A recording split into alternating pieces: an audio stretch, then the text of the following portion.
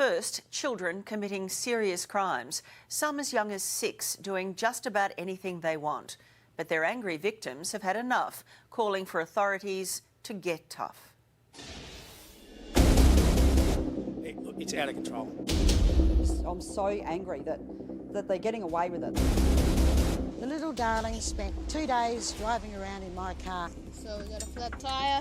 This is recording, right? Oh, they videotape themselves changing the tyre on my car. It's a kid crime wave. 6, 7, 8 years old, running around the middle of the night, creating havoc. Victims are desperate. I want to be safe in my home. I've had enough, like all of us here. Enough's enough. And the repeat offenders don't care. The judge said you had a long history of offending, but you've breached your conditions. Wait, shut this up, y'all. Juvenile crime seems to be out of control. It's a total samozzel. Former Victorian Police Commissioner Kel Blair, speaking after kids from a detention centre escaped and went on a crime spree that ended in a high-speed chase. Move away, bro. You're gonna get arrested. Police on the front line in Queensland say they arrest the same kids again and again. Come here! Stop! Stop! You're under arrest! Stop there! We're arresting more people now than we've ever arrested before. Statistics show us that. However, the crime rate is not slowing. And if you really want to see how bad it is, just visit the top end. Sarah, how many times have you been broken into? 3 times. In how long? December was the first 2 and Friday just passed was 3rd time. This venue's been broken into 7 times in 2017. Security cameras don't stop them. Here a swarm of kids attack a bike shop.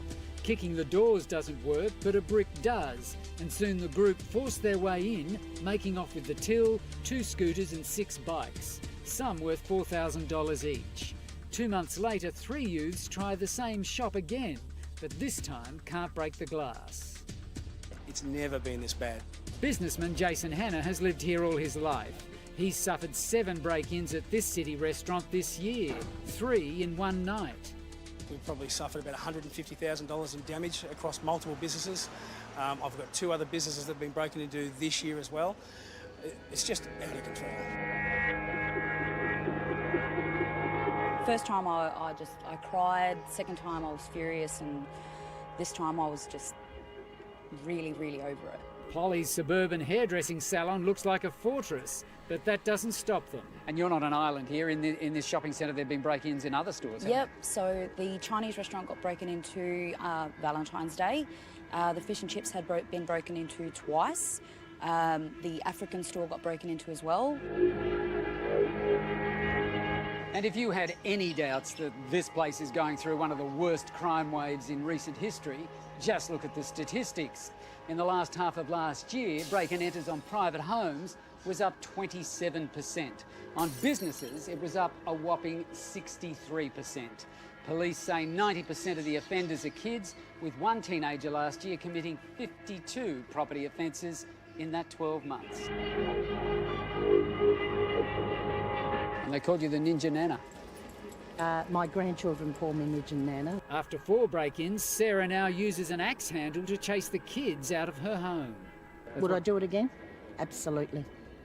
Probably end up in jail, but I'd absolutely do it again.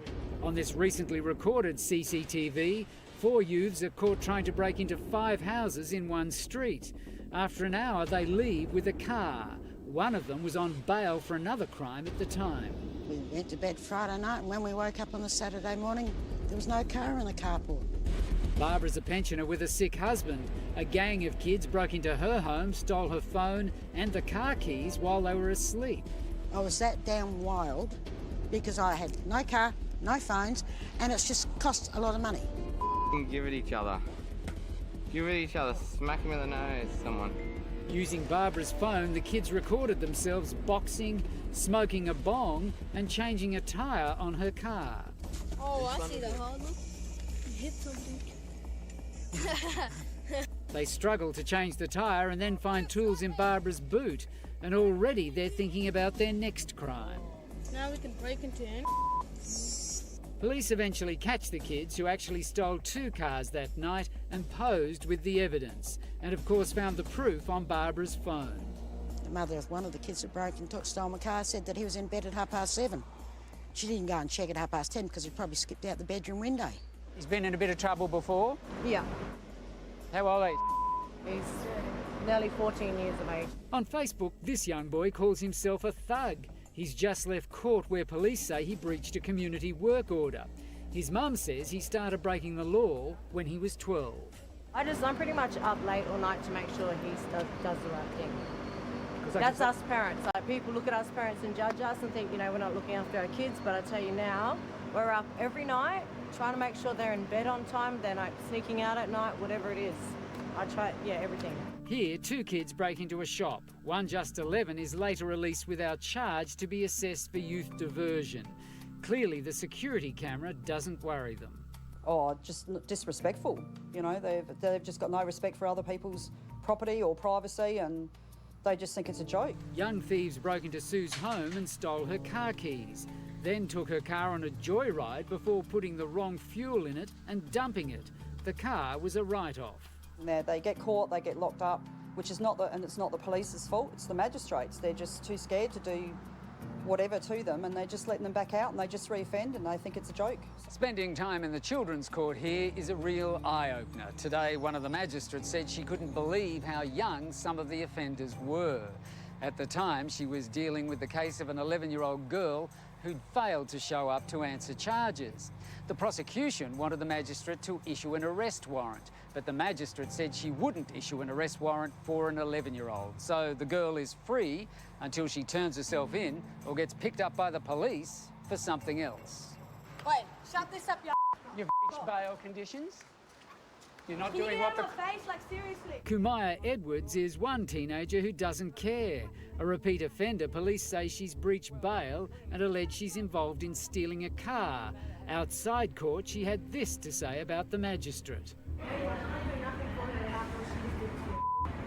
Well, we heard you abusing the judge outside the court. You weren't showing much respect for the system, obviously. The judge says you've got a long history of offending.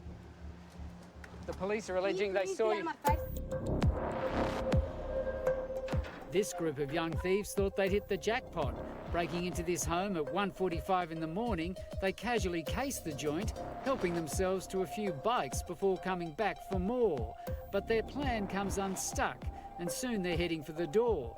In hot pursuit in his birthday suit, one of the residents. I've never pursued people butt naked before. He didn't get his bikes back, but it shows just how desperate locals are. Something needs to be done, but like I said, nobody's game enough to do anything. Fed up with rampant crime, some locals have taken action into their own hands. They say they're not vigilantes, but rather extra eyes and ears for the police. They spend their nights driving around the streets looking for reported stolen cars, like this ute, which has been found dumped at this block of flats. And when they find cars like this, they put all the details on Facebook. But you wonder why people want to take it into their own hands. I mean, it takes 2 hours, 4 hours, 3 hours, half an hour for you guys to get there. The problem's already gone. At a public meeting, locals hammer police and politicians who've just announced spending $18 million to combat youth crime. If a 15-year-old commits a crime tonight, they'll be bailed, won't they?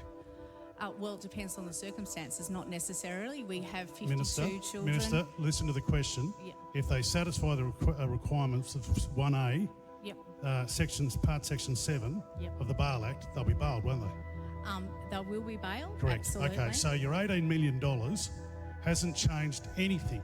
We've got to take our gloves off and we've got to get serious, and there's too much political correctness going on in Australia. I've just had to spend about $60,000 on my house, my yard, to make it impenetrable to these thieves. You must know that there are people out there who are scared of what's going on. There's a crime wave in this city. And what's that supposed to do with me? Well, the police are alleging you were involved in stealing a car. They saw you running from a stolen car. And was that known facts or was that alleged? Well, that was alleged.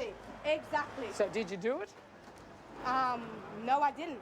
In court, young Kumaya admitted to breaching a home detention order she's already on.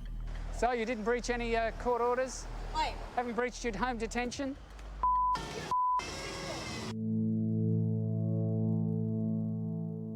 These pictures of rough treatment of youths in Darwin's Dondale Detention Centre led to a royal commission. Now locals say this is why the courts won't lock kids up. And it's not the police's fault, it's the magistrates. They're just too scared to do whatever to them, and they're just letting them back out, and they just reoffend, and they think it's a joke. So I'm extremely angry. Some of the youths who were in Dondale are now suing for damages. The kids are thinking, well, we won't go to Dondale, or we will, and then we will just sue Dondale, and the taxpayers can now pay us for robbing their house. That's how we feel. So, yeah, very hard done by. It is out of control, and they've got to act now. Alan Brahmany runs a bush camp for young lawbreakers outside Darwin. We've lowered our age to 8 because we're seeing younger kids. Alan has taken on kids from around the country, like these two boys who were banned from every school in their state. It can be a long and expensive process, but Alan says he can change lives. People are that desperate, they're selling their homes to get kids here. People are willing to sell their vehicles, and cash their super in just to get the kids here, sell them jewellery. That is shameful. In 15 years, Alan has worked with 400 young offenders, of which only 36 are still considered to be in crisis. A pretty remarkable record. And the good news is, Alan is now ready to take this model to the rest of the country as part of the solution to juvenile crime. You're under arrest, do not obstruct me! There is a big chunk of the juvenile justice system that we can dent. We would empty prisons. Alan now plans to lobby state governments, but admits it's not a quick fix. Back in the city, victims like Barbara say they want more than the current diversion programs like this one, which saw a 14-year-old who stole Barbara's car learning to sail. Because, sitting in the cell and you're out here having fun swimming or sailing. Sailing. I'd love to be able to go sailing. I would love to. They're getting more out of life than what we are.